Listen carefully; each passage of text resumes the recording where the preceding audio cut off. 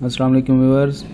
आज का हमारा टॉपिक है Microsoft word first year chapter number 8 जो कि वर्ड प्रोसेसिंग का है। इसमें मैं आपको जो अहम क्वेश्चंस हैं, शार्ट क्वेश्चन, वो बताने लगा हूँ। साथ में मैं इसको थोड़ा एक्सप्लेन कर दूँगा परफॉर्म करके। पहला क्वेश्चन है what is word processing.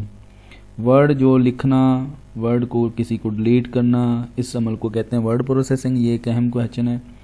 Word processor क्या है? ये वो प्रोग्राम है जिसमें वर्ड प्रोसेसिंग की जा सकती है। जैसे आपके सामने माइक्रोसॉफ्ट वर्ड जो है, ये एक सॉफ्टवेयर है। इसमें हम मोस्टली इसी में वर्ड प्रोसेसिंग करते हैं। वैसे नोटपैड, वर्डपैड वो भी वर्ड प्रोसेसर्स हैं। अगला क्वेश्चन है what is WYSIWYG। What you see is what you get. ये असल में इस माइक्रोसॉफ्ट वर्ड की कैपेबिलिटी है कि जिस तरह आपको ये वर्ड टेक्स्ट नज़र आ रहा है, जब प्रिंट होगा वैसे ही आपको नज़र आएगा। फॉर एग्ज़ाम्पल मैं यहाँ पर ये प्रिंटिंग फॉर्म में लेके जाता हूँ, Ctrl+P करके इसको।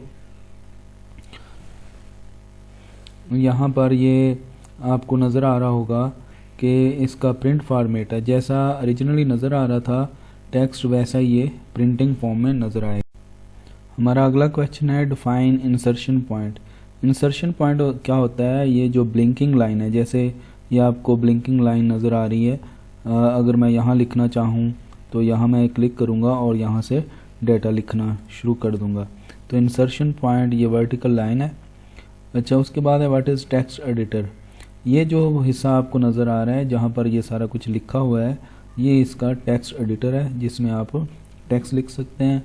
इसी तरह नोटपैड भी एक टेक्स्ट एडिटर है, वर्डपैड की भी वो शीट डॉक्यूमेंट वाली वो टेक्स्ट एडिटर है। What is font specification. ये आप देखते हैं, यहाँ देखें ये हमारे फ़ॉन्ट है और इसके ये मुख्तलिफ़ फ़ॉन्ट्स हैं, इनके नेम है। इससे आप जो भी फ़ॉन्ट आपको रीडेबिलिटी के हिसाब से सिलेक्ट करना है वो यहाँ से आप फ़ॉन्ट सेलेक्ट कर सकते हैं। उसके बाद सेव और सेव एज़ में क्या फ़र्क है? सेव, जब आप फर्स्ट टाइम किसी डॉक्यूमेंट को सेव करते हैं तो आप Ctrl+S करते हैं और फर्स्ट टाइम एक विंडो खुलती है। तो मैं अभी यहाँ पर, जब आप सेव पर क्लिक करते हैं तो ये आपके सामने विंडो ओपन होती है। यहाँ पर आप फाइल का नाम और जो टाइप अगर कोई सिलेक्ट करनी है आपने वर्ड की, क्या आपने 2003 वाले ऑफिस में या 7 वाले में या किसी में भी सिलेक्ट करना है, सेव करना है, तो वो आप कर सकते हैं। और यहाँ से आप इसका पाथ सिलेक्ट कर सकते हैं कि किधर आपने सेव करना है, यहाँ से, ठीक है। उसके बाद क्लिक करें सेव पर तो ये डॉक्यूमेंट सेव हो जाएगा। मैंने ऑलरेडी भी इसको सेव किया हुआ है तो ये ऑलरेडी यहाँ पर सेव है।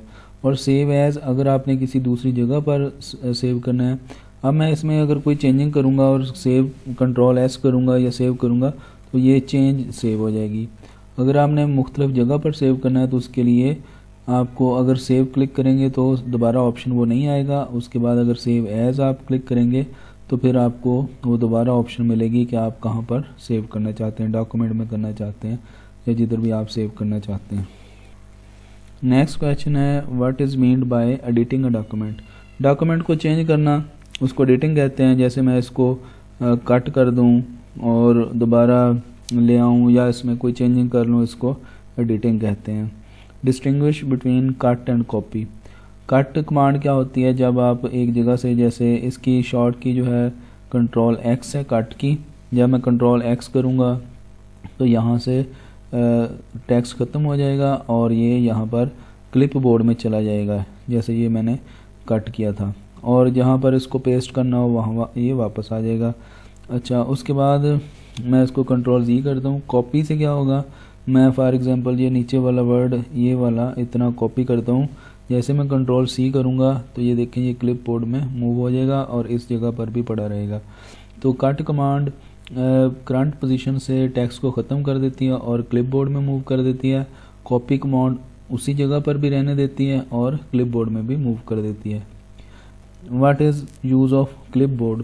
क्लिप बोर्ड क्या है जी? ये टेम्परेरी एरिया है जो टेक्स्ट कॉपी या कट किया जाता है वो इसमें मूव हो जाता है। 24 आइटम्स इसमें पड़ी रह सकती हैं एक टाइम पे, उतनी देर तक इधर रहेगा। या इधर से आप क्लियर कर दें या अगर कोई भी टेक्स्ट को पेस्ट करना है तो उस पर सिंपली क्लिक करें, वो पेस्ट हो जाएगा।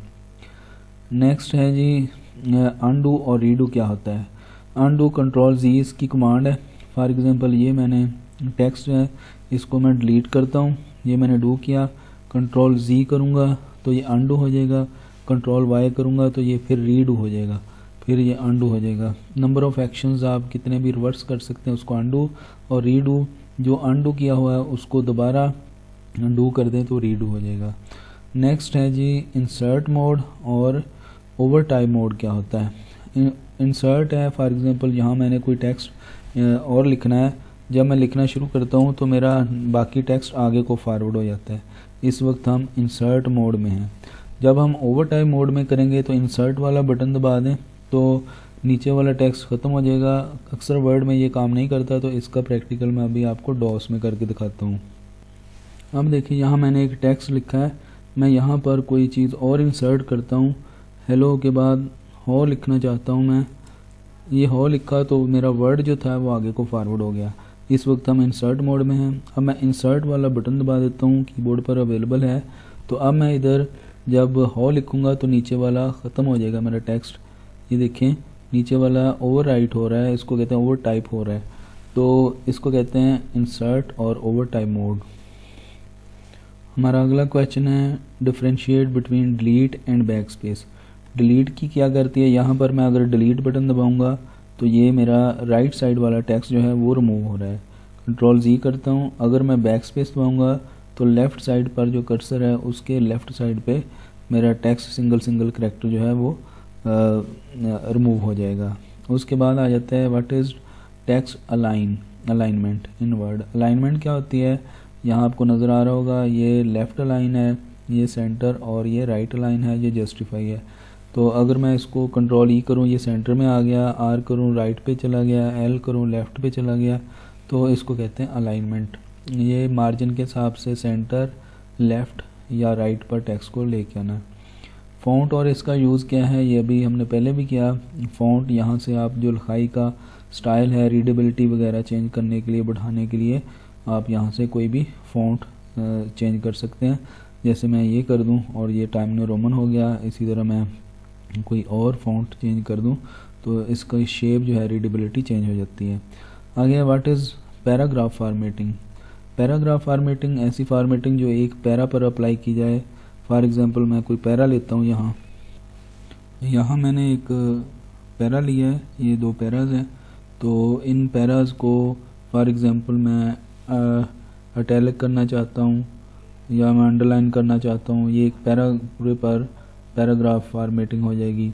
और इसी तरह मैंने अगर इसमें कोई स्पेसिंग करनी है तो राइट क्लिक करता हूँ, पैराग्राफ पे जाऊँगा तो मुझे आफ्टर वन पैराग्राफ दूसरे में ये कुछ स्पेस चाहिए, तो ये देखें इन दोनों के दरमियान स्पेसिंग बढ़ गई। तो इसी तरह ऐसी फार्मेटिंग जो पूरे पैरा पर परफॉर्म की जाए उसको पैराग्राफ फार्मेटिंग कहते हैं। जैसे मैं इसको लेफ़्ट अलाइन या इसको राइट अलाइन या सेंटर करना है या मैं इसको जस्टिफाई करना है, तो इस तरह पूरे पैरा पर मेरी ये ऑपरेशन पूरा हो रहा है जो मैं इस पैरा में सिलेक्ट किए हुए अप्लाई कर रहा हूँ। अगला क्वेश्चन है करैक्टर फार्मेटिंग, जो किसी एक करैक्टर पर परफॉर्म किया जाए। फॉर एग्ज़ाम्पल ये मेरा एक करैक्टर है, मैं इसको बड़ा करना चाहता हूँ, ये एक करैक्टर फार्मेटिंग है। मैं इसको कलर चेंज करना चाहता हूँ इसका, या इसमें कोई बैकग्राउंड लगाना चाहता हूँ, तो ऐसी फार्मेटिंग जो सिंगल करैक्टर पर अप्लाई की जा सके उसको करैक्टर फार्मेटिंग कहते हैं। नेक्स्ट है जी पेज फार्मेटिंग। पेज फार्मेटिंग असल में पूरे जो पेज पर परफॉर्म की जाए उसको पेज फार्मेटिंग कहते हैं। फॉर एग्ज़ाम्पल मैं ये साइज़ कम ज़्यादा या A4 या कोई चेंज करना चाहता हूँ, तो आगे इसके मार्जिन वगैरह मैं देखना चाहता हूँ, वो फार्मेटिंग जो सारी एक पेज पर की जा सकती है उसको पेज फार्मेटिंग कहते हैं। जैसे मैं लैंडस्केप कर लूँ इसको, या मैं टॉप लेफ़्ट मार्जिन इसका कम ज़्यादा करना चाहता हूँ, तो ये सारी फार्मेटिंग पेज फार्मेटिंग में आती है। नेक्स्ट चलते हैं, अगला हमारा क्वेश्चन है जी डिफ़ाइन पैराग्राफ इंडेंटेशन। इंडेंटेशन क्या होती है कि अभी मैं यही पैरा लेता हूँ दोबारा, यहाँ मेरा मार्जिन है जो इस हमारा रूलर है उससे जितना फासला है उसको इंडेंटेशन कहते हैं। अब यहाँ मैंने ये कंट्रीज़ लिखे हैं जो एक सीध में आ रहे हैं, इसी तरह ये प्रोविंस है, और ये इनके मशहूर सिटीज़ हैं। तो इस तरह जो मेरा फासला है आगे को, इसको इंडेंटेशन कहते हैं, ताकि वाज़े पता चल जाए कि कंट्रीज़ की सीध में कंट्रीज़ आ रहे हैं, प्रोविंस की सीध में प्रोविंस आ रहे हैं, आगे सिटीज़ की सीध में इस तरह सीधे सिटीज़ आ रहे हैं। तो जो मार्जिन से इसका टेक्स्ट राइट करने का या पैराग्राफ राइट करने का जो फासला होता है, इसको इंडेंटेशन कहते हैं, ये वाला जो फासला है। नेक्स्ट चलते हैं अगले क्वेश्चन पे। अगला क्वेश्चन है जी, what is meant by default. वो सेटिंग जो हमें शुरू से मिल जाती है हमारे किसी भी सॉफ्टवेयर की, वो डिफ़ॉल्ट सेटिंग होती है। नेक्स्ट कॉलम्स हैं। कॉलम असल में वर्टिकल डिवीज़न है किसी भी पेज की, जैसे अखबारों में आपने देखा होगा वर्टिकली पेज को डिवाइड कर दिया जाता है। जैसे यहाँ पर मैं एक ये पैरा लिया हुआ है, इसको मैं कॉलम में डिवाइड करता हूँ। तो ये आप पेज लेआउट में जाएं, यहाँ कॉलम की ऑप्शन है, तो यहाँ आप 2 कॉलम में अगर लेके जाना चाहते हैं तो इस तरह नीचे को टेक्स्ट 2 हिस्सों में डिवाइड हो जाएगा, जैसे अखबार का कॉलम होता है। अगर 1 से ज़्यादा 2 से ज़्यादा करने हैं तो यहाँ फॉर एग्जांपल मैं 3 कॉलम्स बना देता हूँ। तो इस तरह टेक्स्ट जो है वो कॉलम में, set of word symbol use to, इस तरह नीचे को अखबार की तरह कॉलम में डिवीज़न हो जाएगी पेज की। अगले क्वेश्चन की तरफ पहुँचते हैं। वो है जी, हेडर और फुटर क्या होता है। हेडर वो टेक्स्ट है जो पेज के हर पेज के ऊपर नज़र आ रहा होता है हमें, और फुटर जो है वो हर पेज के नीचे जो नज़र आ रहा है। इसका भी प्रैक्टिकल करके देखते हैं। यहाँ हम इंसर्ट में जाएंगे और यहाँ ऑप्शन है हेडर का और साथ में फुटर का भी है। तो हेडर पे क्लिक करते हैं।